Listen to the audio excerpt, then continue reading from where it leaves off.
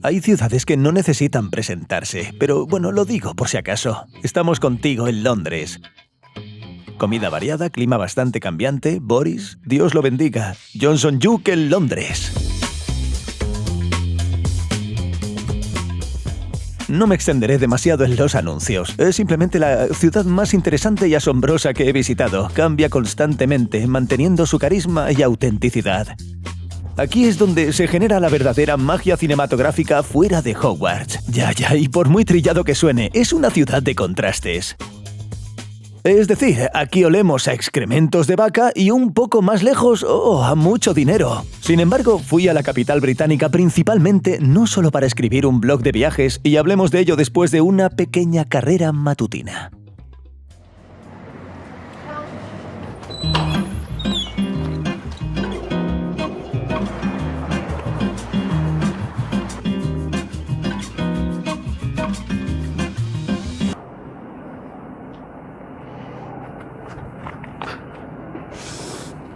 Sí, probablemente ya hayas deducido que ninguno de nosotros va a correr una maratón completa mañana.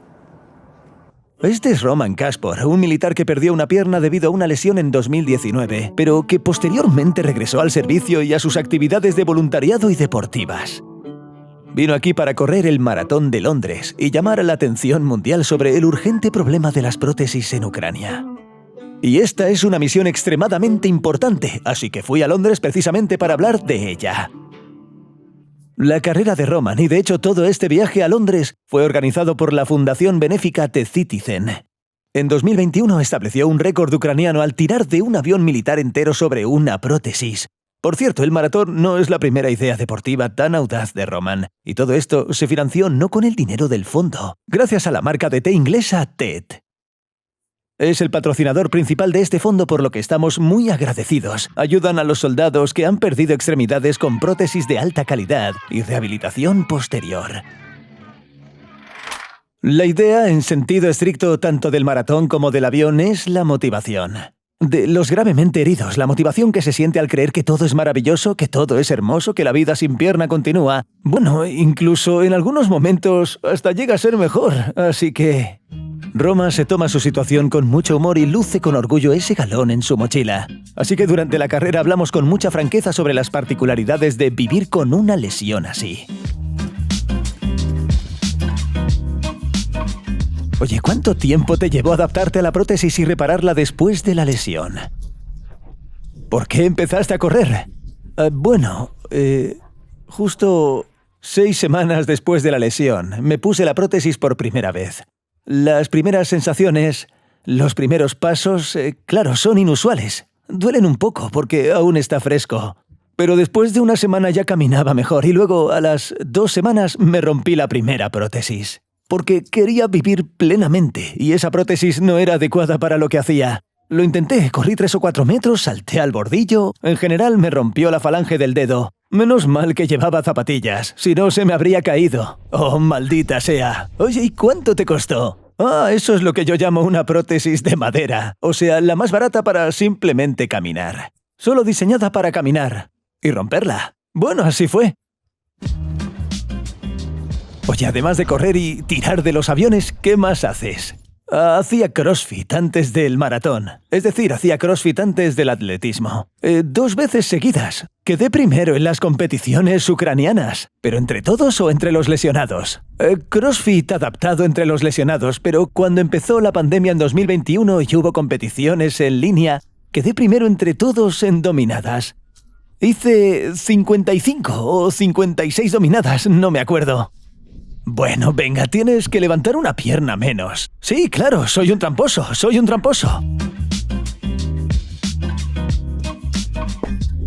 Odio las chaquetas con doble cremallera, odio lavar sartenes y odio las botas altas con suela alta. Por razones obvias. ¿Y tú tienes algo a lo que no te hayas adaptado? He adaptado en principio a todo. Lo único es que al acostarte te quitas la pierna y al despertarte te la pones, como si fuese un macabro recuerdo. Como experiencia dolorosa, dar un paso a la izquierda y pisar a la derecha, porque la prótesis estaba de lado. Lo olvidé. Me pasó un par de veces. La dolorosa experiencia demostró que ahora lo estoy olvidando. Es decir, que todo está bien.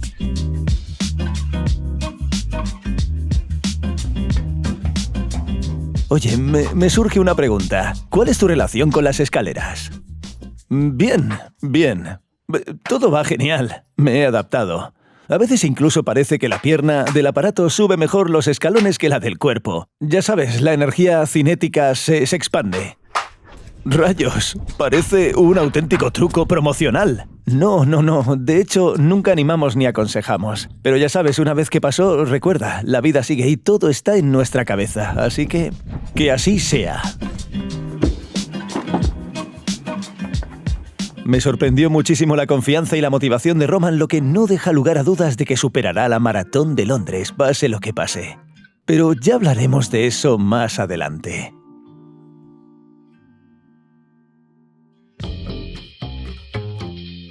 Así que durante toda mi estancia en Londres me comuniqué principalmente con ucranianos, porque estadísticamente es bastante difícil encontrar un habitante nativo por aquí. Al fin y al cabo, Londres ocupa el primer lugar del mundo en cuanto a población nacida en el extranjero. Y nos referimos a quienes vinieron a trabajar desde otras regiones de Gran Bretaña. La mayoría de mis conocidos londinenses e ingleses trabajan aquí en el sector de las tecnologías de la información, especialmente en una de las oficinas más increíbles que he visto. Durante sus casi 2000 años de existencia, el centro histórico de Londres se ha convertido en una increíble mezcla arquitectónica con un toque de modernidad y clasicismo. Y los primeros días, siguiendo el consejo de un guía local, me subí a un autobús turístico de 2 pisos, del que se puede bajar y volver en cualquier momento para disfrutar al máximo de los ingredientes de esa mezcla. Algunos dirán que es una tontería turística, pero en realidad es rapidísimo y práctico. Como la ciudad es enorme, no se puede recorrer a pie, pero aquí simplemente te sientas, disfrutas de la arquitectura mientras un guía angloparlante te explica algo con auriculares. Pero el precio de semejante placer es bastante típico de un tour, unas 50 libras por 2 días. Y si se dispone de tiempo libre en la ciudad, no será más barato, pero sí más práctico que visitar todos los lugares de interés en transporte público o en una moto de alquiler.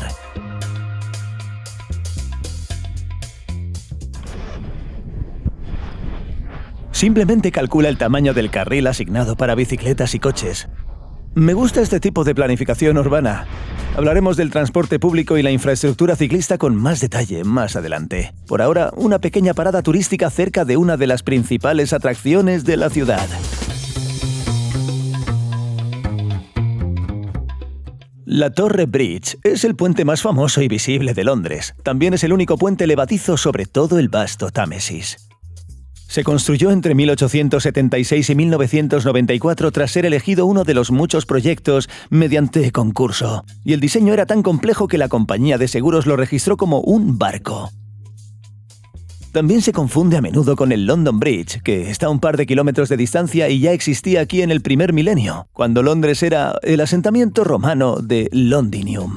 El London Bridge ha sido reconstruido varias veces y en una ocasión incluso hubo un edificio residencial justo encima. Pero su versión moderna parece bastante aburrida, y es una historia curiosa que su versión anterior fuera comprada por un empresario estadounidense en 1968 por 2,5 millones, transportada a través del océano y reensamblada en algún lugar de Arizona. Ahora luce bonito, pero cabe esperar que el Tower Bridge no corra esa suerte en el futuro.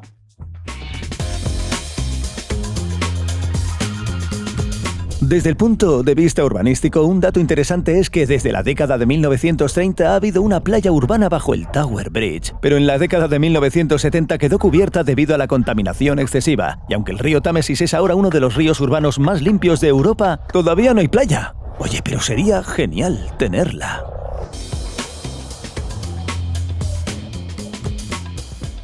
El precio del autobús también incluye un paseo en barco por el Támesis y me gustó mucho más que el autobús porque, en primer lugar, todo iba acompañado de comentarios ingeniosos de uno de los tripulantes y, en segundo lugar, el Támesis es históricamente la principal arteria logística de la ciudad. Por lo tanto, gran parte de la arquitectura está orientada hacia el agua.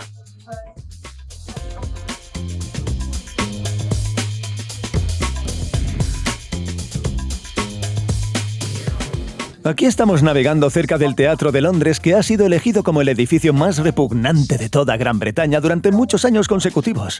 Resulta que a los británicos no les gusta mucho el estilo arquitectónico brutalista que irónicamente inventaron ellos mismos.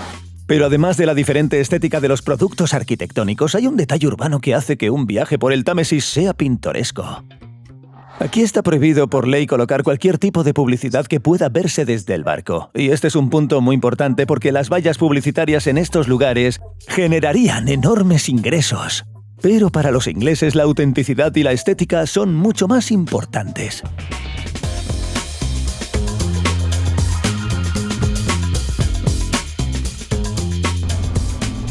Por cierto, un dato curioso, el Big Ben de hecho nadie, casi ningún turista ha visto jamás, porque en realidad se llama la Torre Elizabeth.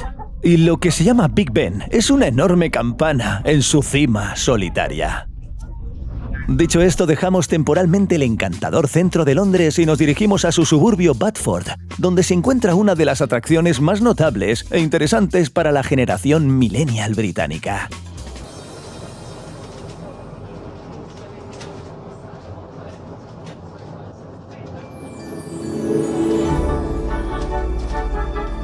Así que la combinación de autobús y tren usando poderes muggles me llevó a los famosos estudios Warner Brothers.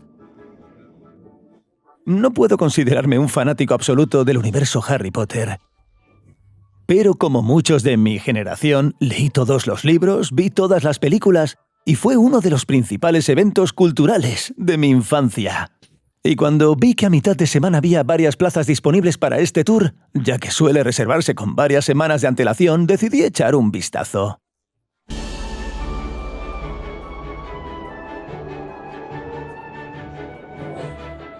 Lo más importante es que esto no es un museo ni un parque temático, sino un estudio real, donde se rodaron estas películas. De hecho, por eso vine, si no, no sé qué me haría gastar 52 libras.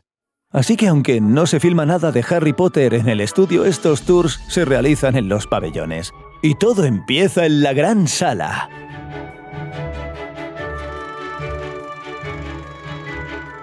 Y, como muchos otros pabellones, fue diseñado y construido desde cero, prestando muchísima atención excesiva a varios detalles.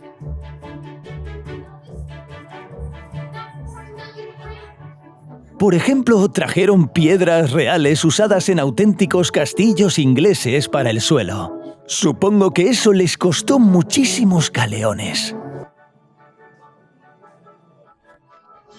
Luego empieza una enorme exposición de diversos pabellones y accesorios usados en el rodaje. Y todo parece sacado de la franquicia. Los chicos en el salón jugando al backgammon. Genial.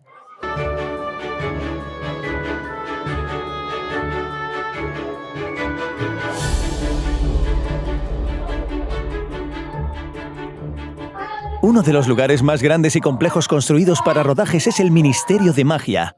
Era el doble de complejo y el doble de grande que el gran comedor de Hogwarts. Y en los últimos episodios, cuando todos estos tipos oscuros tomaron el control, incluso construyeron una estatua real de muggles inmovilizados por enormes rocas con la leyenda «La magia es poder». No sé qué inspiró al diseñador, pero creo que fue una imagen del metro de Londres en hora punta. Cuando vemos películas, a diferencia de actores, directores y compositores, no prestamos demasiada atención, ni homenajeamos a los diseñadores de vestuario ni al departamento de arte en general. Hay que entender que ahora somos conscientes de todas estas localizaciones, vestuario y escenografías del universo.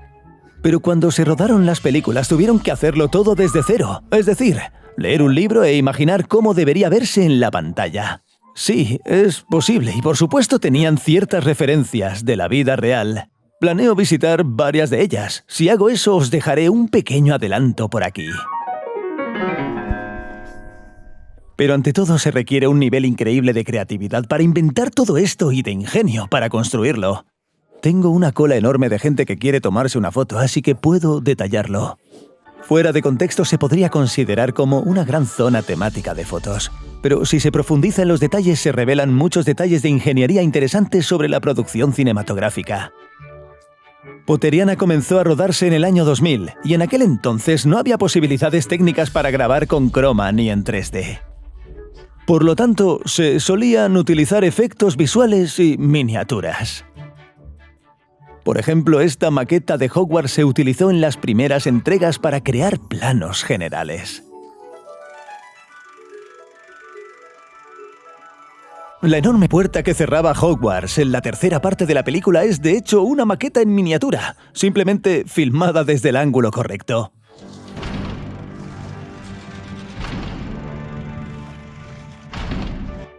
Había un montón de tipos de robots mecánicos en las obras de lo que podría haber imaginado.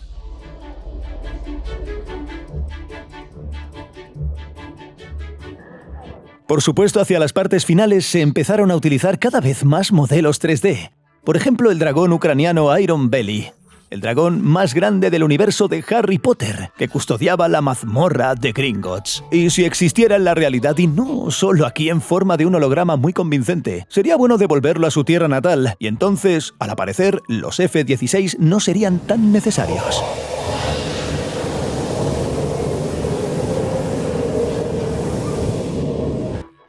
Por cierto, sobre el banco Gringotts, todos sus interiores, detalles e instalaciones también fueron prácticamente recreados, y todos los empleados duendes fueron interpretados por personas con discapacidades de crecimiento. Se confeccionaron trajes, máscaras y manos a medida para cada uno. ¿Eso está a la venta? No, por desgracia no. En fin, son feos, así que no creo que me quedasen bien. Sí, los duendes no son tan agradables. En resumen, estos son verdaderos manifiestos de la llamada preproducción. Y porque cada escena implica días y semanas de planificación, diseño y, al fin y al cabo, la filmación en sí. Un dato curioso es que para el rodaje de este caballero nocturno de 3 pisos, construyeron un auténtico tren de 3 pisos con 3 clásicos autobuses londinenses de 2 pisos.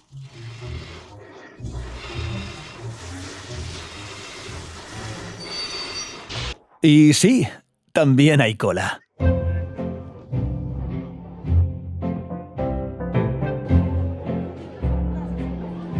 Pero una vez más, por muy ingeniosas que sean las localizaciones, siguen siendo una buena zona para fotos.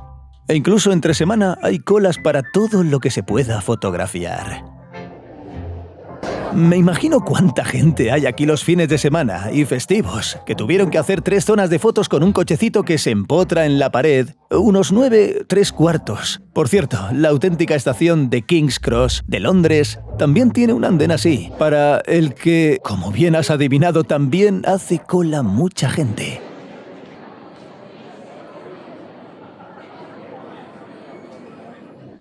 Pero a pesar de mi ironía, hice cola en un Harry Potter durante 15 minutos. Sin embargo, su objetivo no eran los me gusta de Instagram, sino la satisfacción de mi paladar. Aquí puedes probar la supuesta cerveza de mantequilla exclusiva que solo elaboran aquí.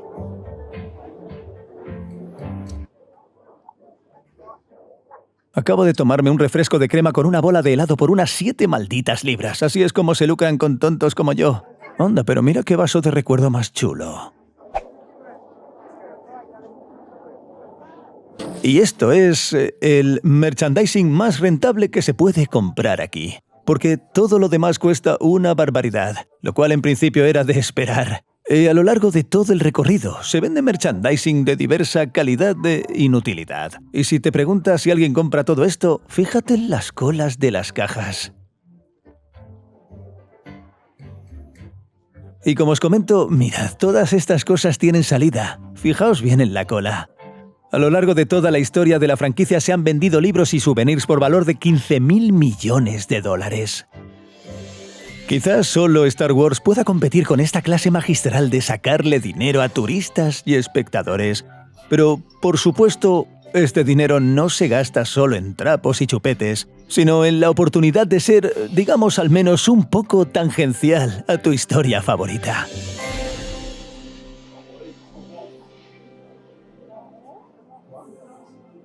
Sin embargo, no solo Harry Potter se filmó y creó en Londres e Inglaterra, y no hace falta ir muy lejos para encontrar ejemplos. En estos mismos estudios, Nolan rodó su inigualable trilogía de Batman.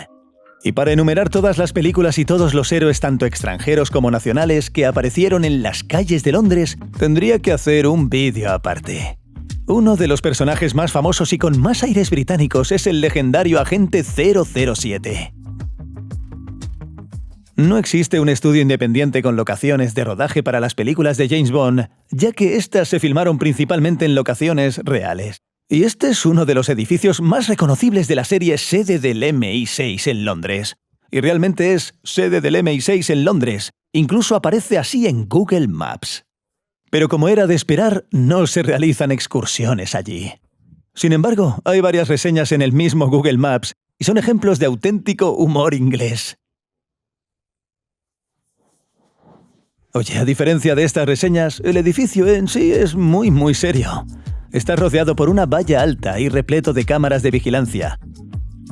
Por cierto, en cuanto a número de cámaras per cápita, Londres es el primero de Europa y el primero del mundo fuera de Asia por un amplio margen. Comenzó a instalarse aquí uno de los primeros del mundo a mediados del siglo XX debido al alto nivel de delincuencia y la necesidad de vigilar su extensa red de transporte público. Así que en algunos casos podemos decir que una cámara de vigilancia es un símbolo de la ciudad, al igual que una cabina telefónica roja. Pero sigamos con las cámaras de cine. Muchas películas icónicas se rodaron en Londres, pero lo que más me entusiasmaba era la idea de visitar no una localización de Harry Potter o James Bond, sino este pequeño callejón. Es clavado exactamente igual que una de mis series favoritas de los últimos años. Parece que el entrenador Lasso aparecerá por la esquina y el abuelo que pase por allí le dirá una especie de jaque mate inglés. ¡Idiota! ¡Buen trabajo! Esta serie trata sobre un entrenador de fútbol americano que de repente se encuentra al mando del club Richmond, proveniente de fútbol europeo. Pero no trata de deportes en absoluto. Comienza como una comedia desenfadada sobre un estadounidense que aprende sobre la cultura inglesa, pero se vuelve más enriquecedora y conmovedora a medida que avanza la historia. Y aborda temas importantes como la amistad, las relaciones, la autoestima y la salud mental. Una serie que conmocionó a un anciano como yo y que recomiendo muchísimo. ¡Mira qué bufanda! ¡Me gusta! ¡Idiota! Parte de las localizaciones donde se rodó Ted Lasso se encuentran en una zona real. Richmond. Se encuentra al suroeste de la ciudad y es muy acogedora con sus edificios georgianos de baja altura, sus parques y sus tranquilos diques del Támesis.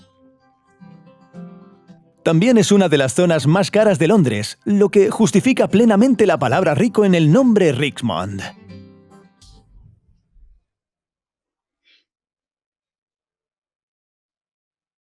El club de fútbol en sí no existe.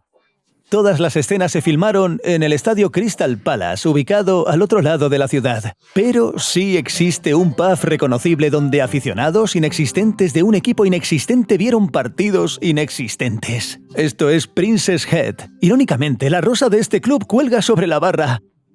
Pero la mercancía de este club no se vende ni en el pub ni en las tiendas de los alrededores. De hecho, la licencia del extinto club pertenece a la empresa Nike, que podrás encontrarla en su sitio oficial. Por lo tanto, la ropa del rodaje de la primera temporada simplemente cuelga en los escaparates junto con las fotos de los dueños de estos establecimientos como una muestra de orgullo por la herencia futbolística de la zona, que solo existe en las pantallas pero que sin embargo se ganó el corazón de muchos aficionados de todo el mundo. Aquí tienes. ¿De dónde eres? Croacia, sí, qué bien. Pero para mí, y de hecho para muchos de los que vieron esta serie, se convirtió en una especie de terapia. Por eso, una de mis experiencias londinenses, quizá un poco extrañas, era venir a esta zona con buen tiempo y tomarme mi té tranquilamente en el parque, por donde al protagonista le gustaba pasear.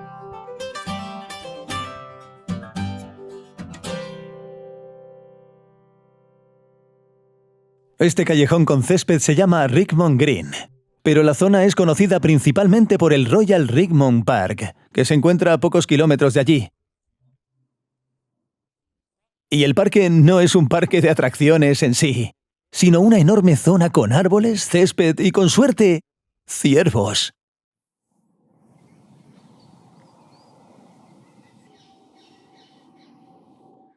En cuanto a la suerte, al parecer dije demasiado alto, ya que hay una gran cantidad de ellos merodeando por los senderos, pero no se recomienda encarecidamente acercarse a ellos, ya que siguen siendo animales salvajes y el contacto excesivo con la gente, especialmente con blogueros, puede inferir en alguna manera con su apacible vida londinense. Sin embargo, su apacible vida londinense se ve perturbada sobre todo por los tiroteos regulares. Cada año, en noviembre y febrero, cazadores con licencia matan a unos 300 ciervos.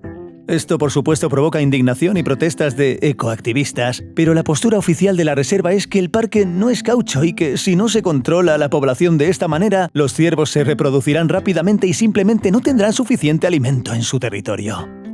Por cierto, en términos de territorio, Rigmond es el parque más grande de los muchos de Londres. Fue fundado en el siglo XVII y los ciervos se criaban aquí, de hecho, con el fin de cazarlos.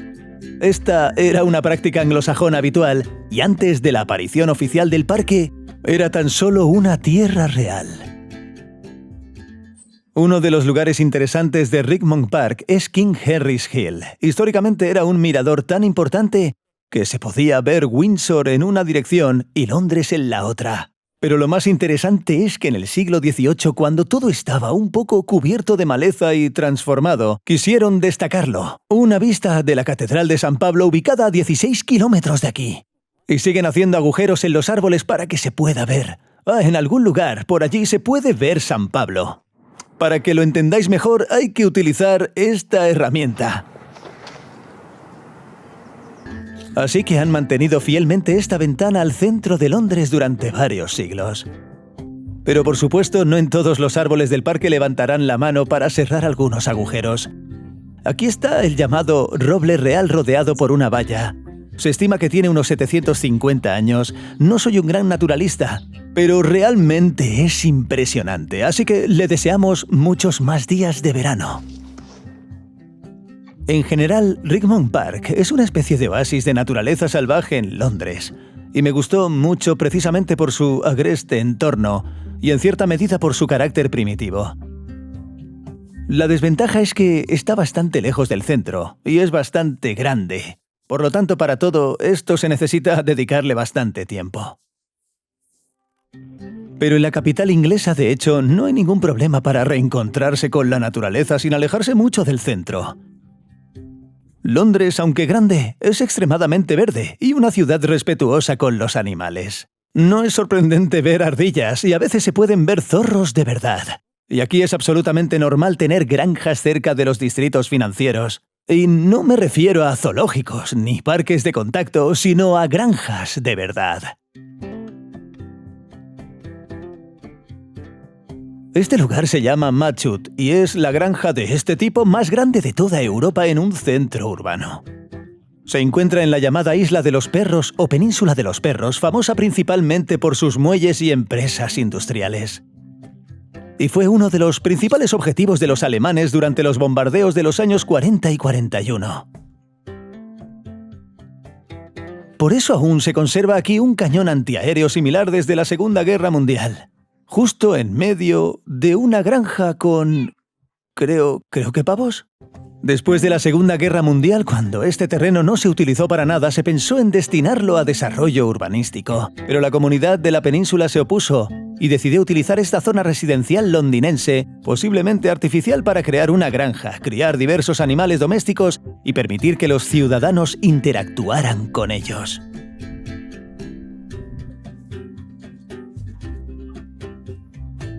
Eso es cuando te cansas de los negocios serios, tomas el metro, conduces la distancia necesaria, acaricias a la vaca y el ánimo mejora.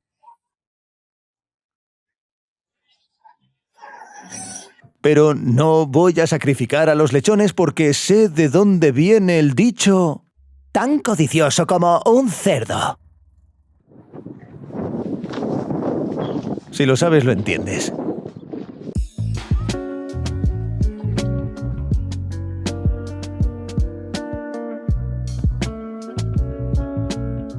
¿Cómo estás? Oye, ¿duermes? En resumen, disfruté muchísimo de ese ambiente rural en contraste con la metrópolis seria. Es decir, aquí olemos a excremento de vaca y un poquito más lejos a mucho dinero.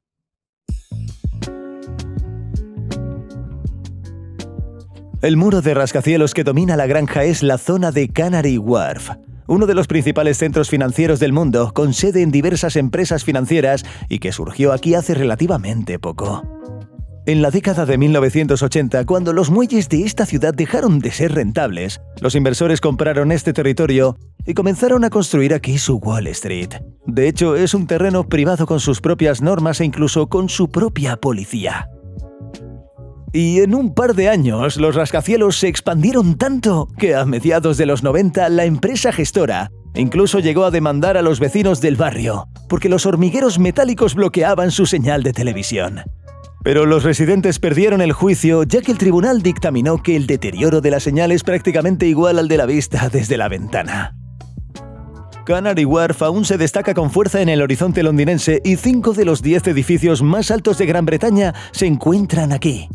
Pues bien, el rascacielos más famoso y alto del reino es una sola torre en la orilla sur del Támesis. Se suponía que se llamaría Tower of London Bridge, pero muchos ciudadanos se opusieron al proyecto, calificándolo de un fragmento de cristal sin sentido, es decir, shard, que arruinaría la estética de la ciudad, pero posteriormente el proyecto se completó y el apodo se hizo oficial.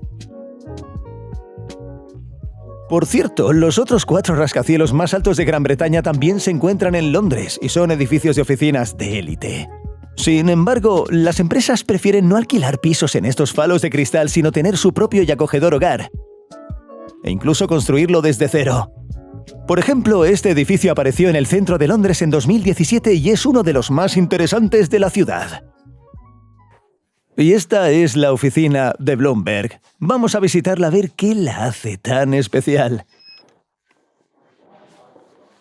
Te das cuenta de que has entrado en una oficina seria, ya que el pasillo del vestíbulo ya es una obra de arte.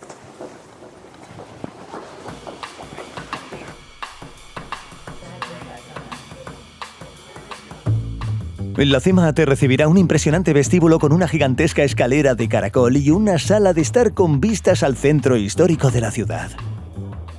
En el centro de Londres, por ley, no se puede construir nada más alto que la Catedral de San Pablo y que sea visible desde todos los ángulos, así que en este edificio de oficinas se implementó una tecnología muy innovadora. Este cristal está hecho de una manera especial. Cuanto más lejos estás, más se acerca a la cúpula de la catedral. Es una pasada, realmente parece un truco óptico. Y como siempre en las buenas oficinas hay un bar con bebidas y aperitivos ilimitados para todos los gustos. Y aquí está, caramba, la cafetera más futurista que he visto en mi vida. Ajuste la concentración del expreso en la pantalla táctil.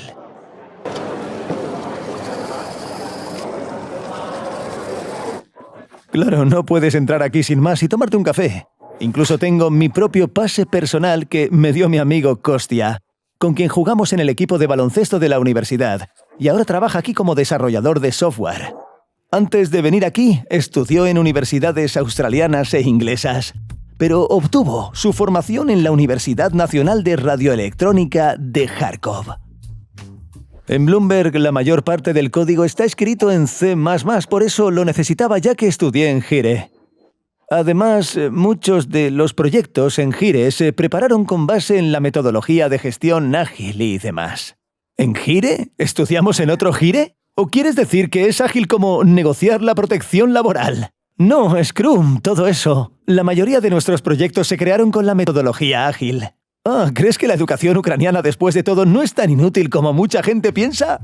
Por supuesto, es posible adquirir una base de TI mucho más rápido sin el Departamento de Protección Laboral. Oye, visita el enlace del vídeo. Seguramente encuentres cosas de tu interés. Mucha gente conoce a Bloomberg como una empresa de noticias financieras, pero en realidad es un gigante tecnológico. Su producto estrella se llama misteriosamente The Terminal. ¿Qué es? Si has visto películas sobre inversores geniales como Big Short, tienen una interfaz tan compleja en la pantalla, con todo tipo de gráficos, acciones, etc. Es la misma terminal que recopila información de diversas fuentes y la muestra en pantalla para todo tipo de inversores. La venta de este programa cuesta mucho dinero y es la principal fuente de ingresos de la empresa. Hay más de 300.000 usuarios de terminal en todo el mundo. Por lo tanto, no es difícil calcular que podrían permitirse invertir 1.000 millones de libras en la construcción de esta sede. Por compararlo, el mismo Shard costó casi 450 millones. Y tratemos de averiguar a dónde se fue tanto dinero. Desde fuera el edificio no luce muy impresionante, pero está repleto de diversas tecnologías, lo que lo convierte en el más, como dicen en el extranjero, sostenible del mundo. El techo está diseñado para aprovechar al máximo la luz natural. Todos los techos son únicos en su tipo y cuentan con paneles súper económicos con luz, ventilación y calefacción integradas. Fue desarrollado por encargo y por lo tanto su precio es elevado. Bueno, las mismas escaleras de caracol del centro son en general obras maestras de la ingeniería, alrededor de las cuales se construyó todo esto. El autor de este edificio es Norman Koster. Es un arquitecto famoso, el que promete reconstruir Járkov, ¿verdad? Eso es. Planificaron estos edificios para que la gente quisiera trabajar aquí. Por eso, si bajas y observas los lugares de trabajo, todos están dispuestos en círculo, para que la gente pueda girarse y comunicarse en cualquier momento. La construcción se llevó a cabo en el sitio de un antiguo barrio romano, así que aquí a veces rinden homenaje a ese patrimonio de una manera bastante peculiar. En el vestíbulo se encuentra una pieza de arte llamada basura romana, con jarras excavadas aquí. Y este extraño arroyo cerca de la entrada no es una alcantarilla, sino una fuente que representa un río que una vez fluyó por aquí. En el lugar de este pasaje entre los dos edificios, antiguamente había una antigua calzada romana, y al diseñarlo decidieron preservar la autenticidad histórica y construir dicho paisaje. Bueno, abajo se encuentra su propia salida de metro y uno de los hallazgos arqueológicos más importantes de Gran Bretaña. Este es el templo del dios romano Mitros. Fue encontrado en la década de 1950 del siglo pasado y durante la construcción de este edificio de oficinas fue completamente desmantelado, trasladado a otra ubicación y una vez terminado lo devolvieron aquí, dejando este excelente museo. El llamado Mitrarium tiene un diseño muy elegante y moderno. Y esto no es solo un museo, sino un espectáculo de luz y sonido que comienza cada media hora y en el que intentan recrear la atmósfera de las ceremonias que se celebraban en el templo. Debo decir que se nos pidió que no se filmara directamente el espectáculo. Pero si queréis observar diversas joyas de la antigüedad, hay lugares más interesantes en Londres que la oficina de Bloomberg. Este es el Museo Británico, pero la particularidad es que no es completamente británico. Diría incluso que no es británico en absoluto. Es el museo nacional más antiguo del mundo con la mayor colección de objetos expuestos. Hay 8 millones de ellos, y en su mayoría son, digamos, recuerdos que los exploradores, conquistadores y colonizadores británicos trajeron consigo de sus expediciones a diferentes rincones del planeta. La piedra Rosetta se considera el objeto más destacado de este museo, una especie de instrucción en piedra que fue encontrada en el siglo XVIII y que posteriormente ayudó a descifrar los símbolos egipcios. Es extremadamente importante porque ya en el siglo IV de nuestra era la escritura jeroglífica desapareció. Y durante más de 1000 años antes de este hallazgo nadie podía siquiera acercarse a comprender lo que estaba escrito en varios muros antiguos. En general, Egipto es probablemente la mayor fuente del Museo Británico. Aquí hay de todo, esculturas, algunas tumbas antiguas, fragmentos enteros de muros traídos aquí y las mismas momias famosas. Es decir, los restos de verdaderos faraones y su séquito yacen bajo vitrina en Londres.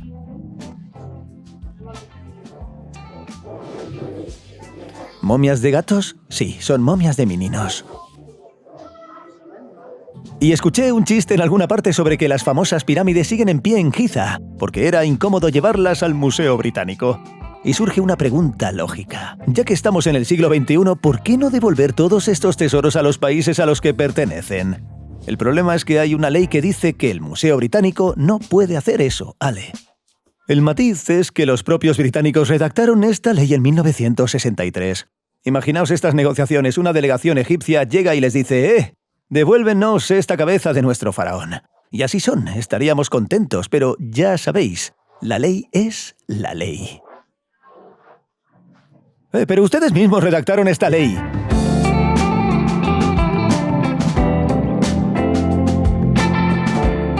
Mira la colección griega que tenemos aquí.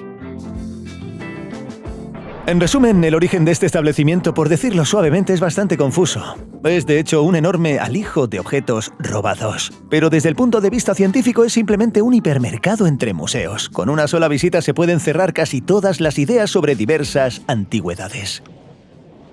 Bueno, como os imagináis, Londres tiene una cantidad increíble de museos, galerías de arte, antiguas residencias reales, museos de diversos logros marítimos, transporte y equipamiento. Pero lo que es notable, la mayoría son gratuitos. Pero además la mayoría de ellos subjetivamente no merecen una visita y algún tipo de sincronización en el vídeo. Pero el museo que merece la pena destacar es el Museo de Historia Natural.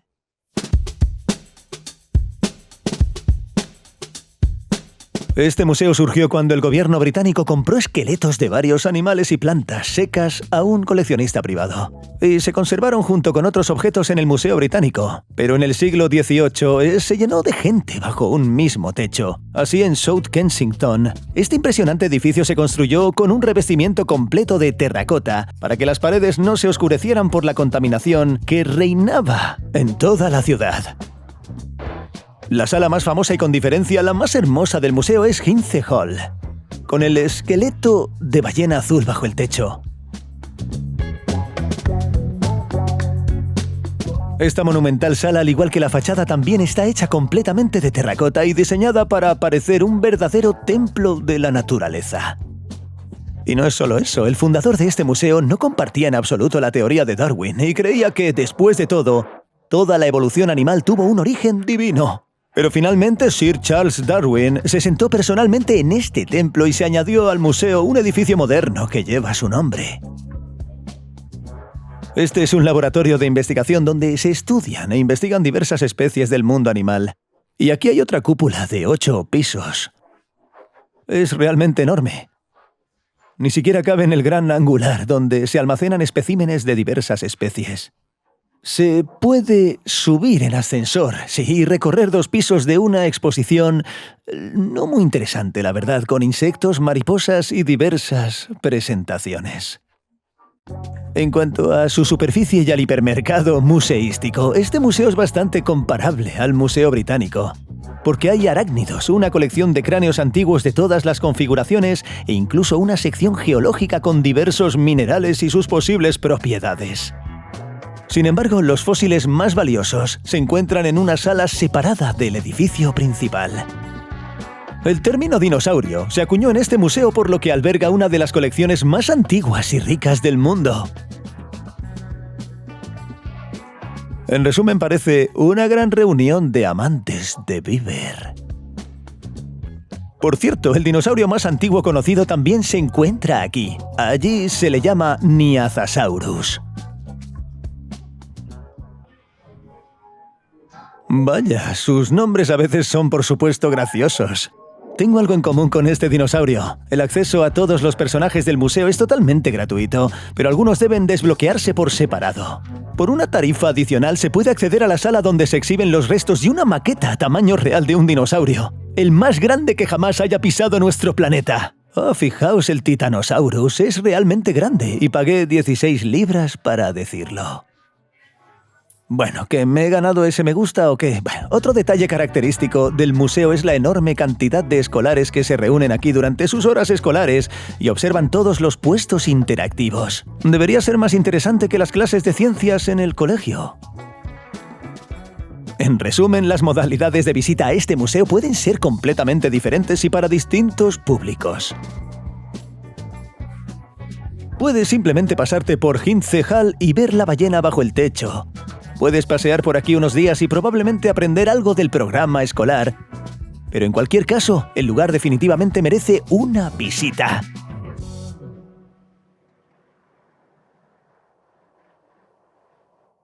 Bueno, decidí bajar un poco el ritmo de exploración de la ciudad y simplemente me dediqué a alimentar a unos patos.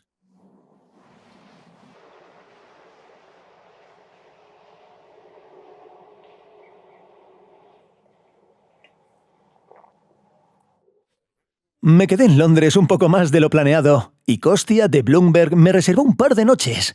Él y su novia viven en un complejo de apartamentos extremadamente acogedor, en el que desde el balcón del patio interior hay un pequeño estanque, donde nadan patos y otras aves. Y un jardín verde, muy verde, donde a veces aparecen zorros. Y esta es una auténtica obra maestra del urbanismo. Un auténtico jardín japonés con estanque, fuentes y bancos ocultos en las profundidades. Solo los residentes del edificio tienen acceso, y además hay un aparcamiento subterráneo oculto bajo esta preciosidad. La desventaja es que el alquiler de una vivienda en un complejo como este ronda las 2.500, 3.500 libras al mes, y la compra cuesta alrededor de 1 millón. Bueno, a ver, es lo que tiene, esto está al lado del Tower Bridge. Resulta que incluso los edificios residenciales más comunes de Londres tienen algo que destacar.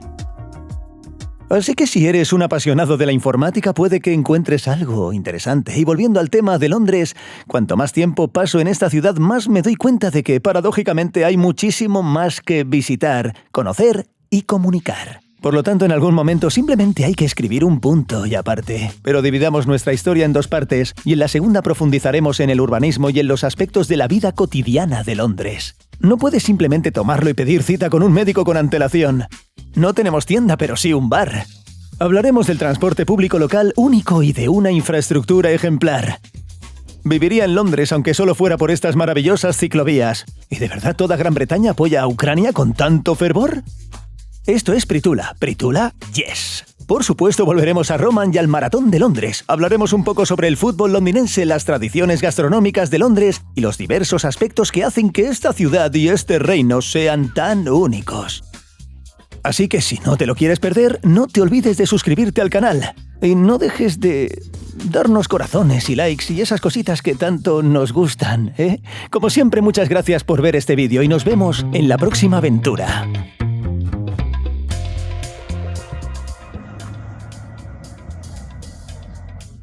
Oye, Roman, creo que estamos haciendo algo mal. ¿Necesitas alguna llave inglesa?